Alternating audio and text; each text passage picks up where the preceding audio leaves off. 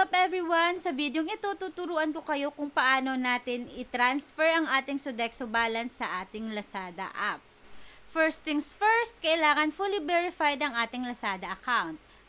Unang hakbang, kailangan natin puntahan ang ating Plaxi Philippines na app. Ano ba ang Plaxi Philippines app?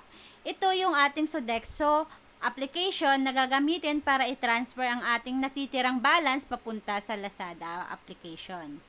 Kapag nasa Plaxi ka na, pumunta ka sa store at hanapin mo yung Lazada logo. Tapos lalabas dyan yung mga amount na pwede mong ma-redeem depende kung magkano yung balance na meron ka.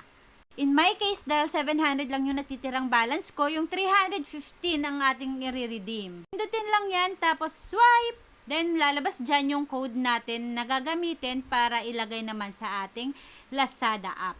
Kopyahin lamang yun. Pagkatapos ay pupunta tayo sa ating Lazada account. Kapag nakapin na natin yung code, ay pumunta na tayo sa Lazada app. Tapos hanapin natin yung Lazada gift card. Doon natin ipipaste yung code na kinopya natin galing sa kabilang app. Tapos i-redeem natin yon.